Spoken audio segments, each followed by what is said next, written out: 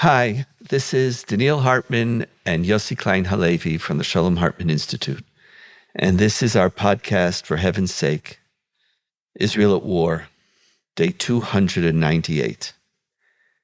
And our theme for today is entitled Under the Volcanoes. Yossi, there's been so many volcanoes these last 298 days. We're dodging and we're dealing with challenge and crisis and dilemma after dilemma after dilemma. But it seems that this week is, despite how strange as it might sound, there was something very different this week. And our society is living under these two dual potential volcanoes. One has started to erupt and one is on the verge, or maybe it also has erupted. One volcano is the north, Hezbollah, the horrific attack against the Israeli Druze children who were playing in a soccer field. 12 children were killed. And there's this imminent Israeli response. Possibly by the time our audience hears this, the response will already have happened. And we don't know exactly how the response is going to change the nature of our life and what's happening here. Is it going to be significant but measured? Is there any notion of what's measured? Is it itself going to lead to, as inevitably happens, mistakes and bombs that hit sometimes in the wrong places? Is it going to cause something more dramatic on Hezbollah? Is everything going to spiral out of control? We're sitting here with this Hezbollah story sitting on us and wondering how it's going to change our life. It's always been in the background, but it seems to have begun to, I don't know if volcanoes percolate. I don't know what they do. but they do something. Before they erupt, they're busy. They're busy. Percolating is not bad. And then, so that's there, and it's sitting in a deep existential way, wondering. I don't know, so many of us months ago filled up storages with water and tuna and canned goods and all this stuff. We've kept that going straight through. You've been eating your supplies. I'm coming to you, Yossi. I'm wondering whether this is the time. Ready. Because the Army said, we should all be ready for 72 hours a week, 2 weeks. So we all had 2 weeks of stuff. And I'm sitting nervous because I've really been enjoying that tuna fish. And my wife from the beginning was fetching, what are you, insane? What do we have going on here? Anyway, I might have to go stock up. But it's come back because there's another level of preparedness and of worry, we're yet again on the brink of. But we're always on these brinks. But there's another brink that I have to tell you, Yossi, after the first few weeks of the war, I adjusted. And I feel like I've been pretty strong. I've been punched, but I've been able to flex and handle most of the punches, more or less. People would ask me, how are you? And I could answer, fine, thank you, without too much internal gazing. But yesterday, something punched me and my defense systems weren't ready. And it's another volcano, which you and I have been speaking about. Many of us saw it, you especially, already last year with the judicial reform. But yesterday, the military police and the JAG authorities arrested 9 soldiers who are serving as guards in the prison Sde Teiman because a Hamas terrorist was raped, sodomized, and severely so. And they opened up an investigation and they arrested 9 people. Now, I'm assuming innocence until proven guilty. I have no idea. But that the Army has to investigate this is self-evident. But the minute it was announced that the Army is investigating hundreds, not thousands, a couple of hundred Israeli citizens, but more significantly, ministers in the government and members of Knesset, including of the Likud party, rushed down to Sde Teiman, literally breaking in, and the army obviously didn't want to shoot, breaking into the army base and afterwards breaking into the base where these soldiers were arrested, critiquing the horrific act of the army, who instead of supporting our soldiers is trying to arrest them. Yossi, it just hit me like, really? Maybe instead of me describing, why don't you describe what you think just happened? And then I feel like we have to talk about this before we could talk about Hezbollah. Yeah. Because for this, I don't have anything stored in my cupboard. I don't have the same protection system. Something's going wrong here, Yossi. But, to get back for a moment to how you described our situation today, we're experiencing a convergence of external and internal threat, existential threats on both fronts. That's how I experienced what happened with this break-in to an army base, as in its way, no less a threat to our ability to remain here, to remain in this land, to maintain our sovereignty, our national cohesiveness. Because what happened was, we've crossed so many red lines since this government came to power. But this, I think, shocked even those of us who thought we couldn't be shocked anymore. When you break in, when you violate the untouchability of a military base, and as you put it, led by a minister and Knesset members from the coalition, and including, by the way, many people who are armed, openly armed, breaking into an army base, that's an insurrection. That's civil war. On the most basic level, it is the destruction of our last consensus institution. And, Donniel, it began with this government's assault on the legitimacy of the Supreme Court. And eventually it moved to an assault on the legitimacy of the army itself.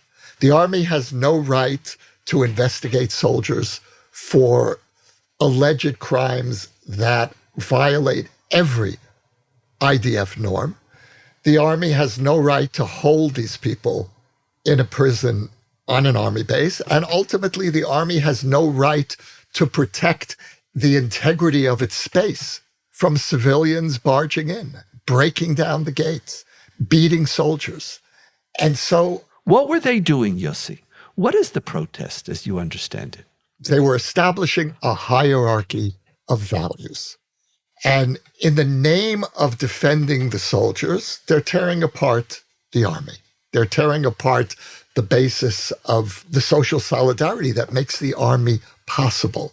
And they're saying that for us, for the hard right, the value is making sure that the judiciary has no claim on soldiers' behavior.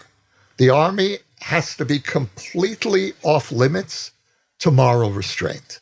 That's the message. And in doing so, they're threatening, first of all, physically, they're threatening the army's ability to defend its bases, and they're destroying the basis for our solidarity. If this becomes the norm in the army, if the army is not allowed to investigate this kind of moral collapse, liberal Israelis are going to stop serving. People will not serve in Ben-Gvir's army. What he's trying to do to the army is what he's already doing to the police. He is erasing all moral limits. And now those norms, or the absence of those norms, that mob was trying to impose on the IDF.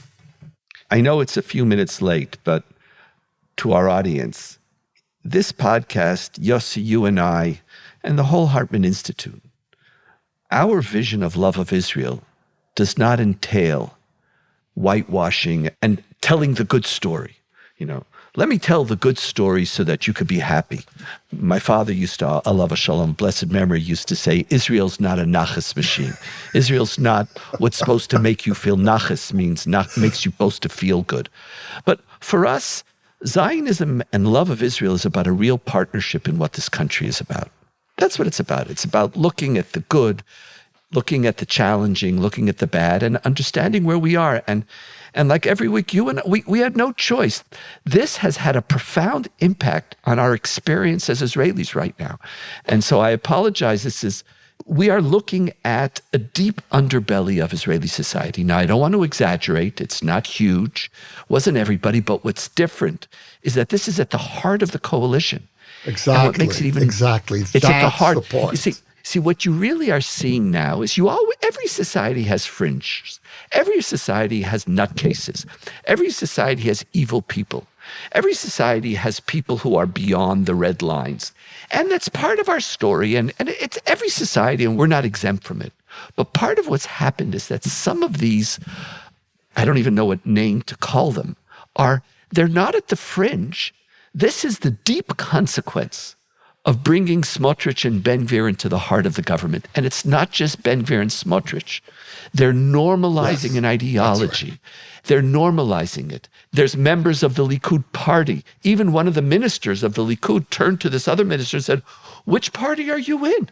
She says, are you the Likud party? And Donniel, is it even coherent? Look at the Likud ministers who supported, if not the break-in, didn't condemn it, but supported the argument of the rioters, which is that the army should not be putting on trial or even investigating the alleged crimes. You know where you see it also is today Netanyahu condemned it. He condemned it finally, didn't condemn it yesterday. Yesterday he didn't condemn it, he just called for a law and order. You look at Bennett, the former prime minister, he condemned it unequivocally. It was clear. Today at the cabinet meeting, in the cabinet, not publicly, he condemns it, but Netanyahu then has the chutzpah. He then compares this to the lawlessness of the demonstrations for freeing the hostages who are blocking the highways. So like here you have, I agree, demonstrations should be in accordance with the law, in accordance with their permits. But okay, so you blocked some streets. You comparing blocking streets to invading military bases? You're comparing blocking streets to somebody who's saying that soldiers who at least allegedly are sodomizing a Nukhba terrorist, they're immune. The attack was you are trying to put on trial our heroes. There is a moral corruption, a moral vacuousness. Like even Smotrich, like people are saying, oh, I condemn the fact that you invaded the bases, but the minute you do that but, is there ever a time when there isn't a but that we should be investigating soldiers who potentially raped somebody? It means really? When you erase the most minimal ethical norms and then invade an army base, really what you're saying is there are no red lines anymore. And Donniel, I have to tell you, I am really worried about the future here because we have a government that is ready to implicitly justify invading an army base. There's no restraint anymore. And even if there's no moral voice, Netanyahu can't stand up. Literally, he's using this as a partisan conversation. So we now have the two extremes. The hundreds of thousands who are demonstrating because they believe that Israel has a moral responsibility to return the hostages. But since they're not part of his camp, they're on one extreme. And the other extreme are the couple of hundred, but people based within also the mainstream coalition, the Likud party and the government. These are the two extremes. Each one, these are comparable. When part of moral corruption is when you remove any ability to make moral distinctions. Are we really want to be such a people? What's happened on the hard right is that it has taken on the attributes of our enemies. And we saw it for years in the coarsening of theological discourse on the hard religious right, which really more and more resembled a kind of Jewish version of jihadism, where war and God's main identity, how God works in the world is through war and vengeance. And this is something really that Meir Kahana's helped succeed to mainstream within parts of religious Zionism. And so now, look at the irony here, Donniel. You have a group of soldiers who are being accused of doing what Hamas did to us. Okay, they did it in revenge. They did it in the name of Jewish honor. And this is what it's come to. And never mind these 9 soldiers, and I really hope they're innocent. But the fact that for the rioters and for the leaders of the hard right and much of the mainstream right today, it almost doesn't matter if they're innocent or guilty. And so the normalization of behavior which we rightly detest in our enemies is being absorbed by that part of the Israeli public that claims to be most out there in defending who we are as a people. You know, one small difference between you and I is that I'm not afraid about the future, but I am upset. I'm not afraid. There is going to be elections, and I do believe this will be corrected. But there is no doubt that part of the reason why these demonstrators ran is that they hoped to also increase their support for their side. This is the sides, right? We have free the hostages and our army will do no bad. Like our love of Israel, this is fascism par excellence. But it also does pay. There is another context to why the army is being proactive about these things right now. The ICC and the ICJ are both saying that Israel, we need to intervene because the Israeli judiciary system is not working. You aren't persecuting crimes. You're not doing this. And as a result, we are going to issue arrest warrants against the prime minister and the minister of defense and the chief of staff. And the answer always is, what are you talking about? We have a functioning judiciary. You only come into play when you believe there isn't a functioning judiciary, when there isn't a rule of law. We are persecuting our criminals. If Israel did something wrong in the war, we're responsible. And this Sde Eliyahu prison, which was known as a problematic prison, and the Supreme Court already warned, and there's issues going on. Here it is. We want to make sure that the fundamental basic rights, even of the most heinous terrorists, are still being protected. And let's remember that it is Minister Ben-Gvir who said, why are there so many people here? Why aren't we killing them beforehand? These are the things that are undermining not only the moral fiber of Israel, but the security of the state of Israel. This is exactly what the far right doesn't understand. You know, Ben-Gvir calls his party Jewish power. The far right has a childish understanding of power. For the far right, power is expressed only at its endpoint, which is military force. But in order to have effective military force, you need to have a whole nexus in place, which includes a healthy economy in relationship with the global economy. It includes having access to American weapons, which means maintaining our moral credibility with our friends. It includes maintaining the support of the diaspora. Military force is the end point. But it's only one part of our power. And what the far right would do is create the conditions that would endanger all of that web of soft power that enables the hard power to be effective. You know, and for our audience, it just pays to add also that for some of those who supported, and the majority of them come from the far right within the religious Zionist community, they have another vision of Israel's power, and that Israeli power is ultimately connected to God's power. And they believe that it is through conflict and through the magnifying of Jewish national consciousness that ultimately will bring about God's return to history. In other words, there's a parallel between certain parts of the evangelical community and the far right of the religious Zionist community. Both work in apocalyptic, messianic categories. They have different outcomes, but for some of them, this notion, morality, worrying about soft power, worrying about our allies around the world, that's the opposite. That's weakness. True strength is going to come from God. My challenge as a rabbi and as a Jew is, which God are you worshiping? Which God do you think is going to sit here and say, yes, oh, my lovely children of Israel, yes, sodomize away? Like this is what's going to bring God to redeem Israel? It is so horrific. I'm embarrassed. I'm ashamed. And we have to do better. We will do better. But there is no doubt that this was a low point. You know, I don't want to speak in hyperbole. What is it? Hyperbole. Hyperbole. You made Aliyah later than I did, so some of my English is, you got some of the words better. Hyperbole. But I have to tell you, October 7th hit me very hard. The weeks after also. This is way, way up there since October 7th. Serious, serious concern. Well, you see, I'm experiencing this as a threat to our viability. And I appreciate your moral outrage, and I share it. But what happened at the army bases hits me in another place as well. And that is in this place of this deep anxiety that I've had since this government came in for our long-term viability. A mob rushing the gates of 2 army bases is a direct threat to the authority of the IDF, to the authority of the chief of staff. And they were very clear about that. The chief of staff has no authority over the soldiers. And so in Israel, we have a concept called mamlachtiyut.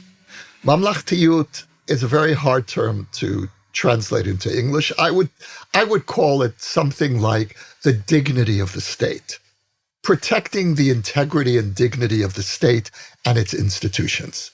The far right does not recognize the dignity and the integrity of the state. This government, and it's not only the far right, I include the ultra-Orthodox, I include Netanyahu, this government is our first anti-mamlachti government, a government that has trampled on our institutions, that doesn't respect the dignity of the state. You know, Yossi, it's interesting on this point. Actually, one of the ultra-Orthodox ministers in the government is the one who stood up and said to these pro-demonstrators, after your primaries, stop politicizing. We actually have an army and a country to protect.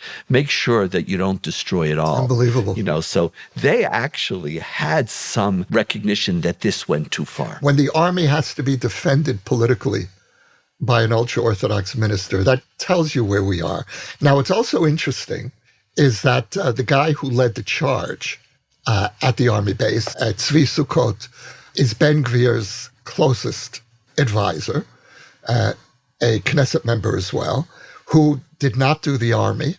And so when I talk about the assault on mamlachtiyut, for me, what this means is that we now have a post-Zionist government.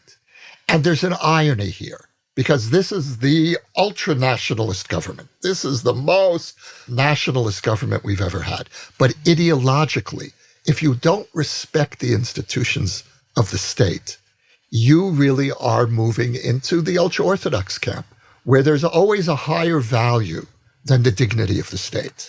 Yossi, it's just even here, it was actually an ultra-Orthodox minister from the Shas party who turned to the supporters of the demonstrations and said to them, he had more of a Zionist instinct when he said to them, be careful after you complete your primaries, because now you're really politicking. You're doing stuff or you're the next election. He says, make sure there's still a country that we could still have. So, but, we called this podcast Under the Volcanoes, in the plural. We could talk about this continuously. There's so many levels of it. And it's just, this is an issue, whether it's existentially dangerous, whether it's morally challenging, whether it's just a bad place, whether it's part of what happens when war occurs. It just shuts down so many of your moral sensibilities. And even those who have them, it just becomes popular to live in an us-them universe. And it's one of the great challenges of times of war. It's one of the great challenges. But there's another challenge, and we're not going to do this in depth. We don't know what the response is going to be, but Hezbollah in the north, is this the time in your mind for an all-out war? Was this the trigger we were waiting for? Is this the time to, even ostensibly, if we could take out, is this the time to try, Yossi? No. Or is this the time to be more moderate and measured? No. I'll go even further and say that the whole mindset that really is holding us in its grip now of retaliation is wrong. When you're in a war, you don't do tit for tat. You have a strategy and you follow that strategy. We don't have a long-term strategy. It's so clear. With Hezbollah in the north, we have nothing. No, we don't have a long-term strategy with Gaza either. Oh, by the way, and you could see it in the north, we take out some operatives, they bomb. It's like this back and forth. It's a war of side. attrition rather than a real war. And I'm not interested in fighting a war of attrition because we have close to 100,000 Israelis who've had to leave their homes in the north. This is the first time in Israeli history when we have a security zone on our side of the border rather than on their side of the border. And so this situation is untenable. It is going to require pushing Hezbollah back, significantly back. And that means war. We're not ready to fight that war yet. Everyone here knows it. Reservists are at their limit. You have people who've been serving in the army since October 8th. And we're not ready yet to have the next phase of this war. And we also need to shore up the consensus in Israeli society. How do you go to war when army bases are being stormed by part of your own people? So we are in no condition to fight what will almost certainly be the worst war in Israel's history. Hezbollah has close to 200,000 missiles and rockets aimed at our home front. We've never experienced anything like the potential devastation that this next war will bring. But again, as someone who believes we have no choice but to fight it, we need to do this strategically, judiciously, and choose our time and not allow Hezbollah provocations to determine how we fight this war. You know, is it okay if I agree with you? I know both of us, we've been echoing each other today, and it's maybe, when the volcanoes are there. But I want to quote you again, something that you said months ago, and you repeated it throughout the year. One of your strategic goals for victory was that Israel be able to reclaim its deterrence in the Middle East. I think, and here we might disagree, I think there is no doubt that we haven't achieved that. Right, I agree. With all the power, Hamas is smiling, Sinwar is smiling. Okay, we got DEF, but precisely because they offer a much more complicated notion of power, which doesn't involve merely your military power. I think there's no doubt that Israel strategically is not in a great place. Look, when the Houthis bomb Tel Aviv, you know that your deterrence is shot. Your deterrence is shot. So that's a fact. And maybe, I always had doubts as to whether a full-scale war against Hezbollah was ever worth it. But one thing we know for sure is that right now is not the time. And it's going to take a very strong leadership to be able to admit to Israelis that now is not the time. That now is not the time to start a new war. The population is tired. The world is not with us. There might be another time. And that means coming up with some ceasefire with Hezbollah, maybe getting something that will enable people to move back home with some measure of security. But the reality is that we have a front. There is a volcano that's erupting and it's going to continue to erupt on us, and we can maybe put a plug in it for a little while. A day will come, but today is not that day.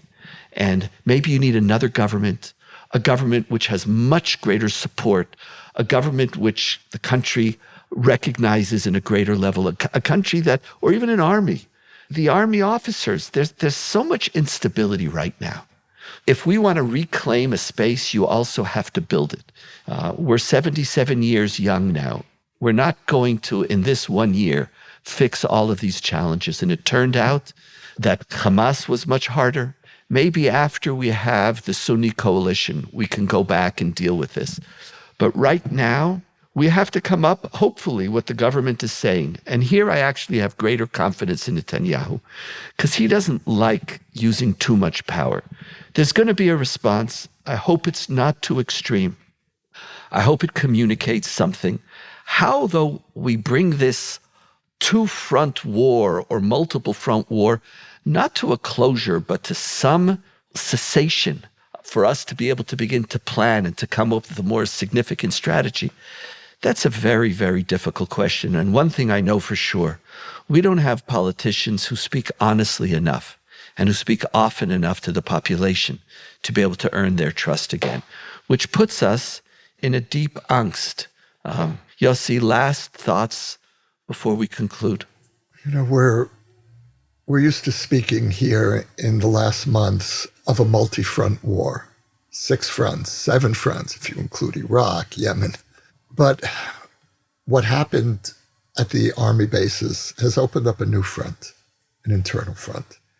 And we will be in no condition as a society to effectively meet the external multi-front war until we begin to impose some basic coherence on our society. We will not be able to do it with this government. The government must be replaced. And then I believe from that place of relative cohesiveness, we'll be much better positioned to deal with the long-term existential threats on our borders. You know, in the Israeli army, if you do remember when you were in the army, I remember we never retreated. There is no word for retreating. It's called, in Hebrew, shipur emdot la'achor, right. Improving your positions to the rear. Maybe now is a time for us to improve our positions to the rear. And the slogan of the war is, B'yachad ninatzeach, we will win together. We need to reclaim some of that togetherness if there's any notion of a victory. And that's going to take us some time. And I believe, just like you, a different leadership and also a different political discourse, and also a reclaiming of the red lines that our society needs, every society. And our society needs it, especially in these conflicts. Yossi, I can't say I'm uplifted, but I know I had to talk about this with you today, and I really appreciate being with you. Same here. And friends, this is, for heaven's sake, Israel at War, day 298. By the time next week, it'll be over 300 days of war and of hostages in impossible positions. May you and all of us be well. You can now sponsor an episode of For Heaven's Sake, Israel at War. The link to donate can be found in the show notes or at shalomhartman.org/For Heaven's Sake. We will acknowledge your gift on a future episode. For more ideas from the Shalom Hartman Institute about what's unfolding right now, sign up for our newsletter in the show notes or visit shalomhartman.org/Israel at War.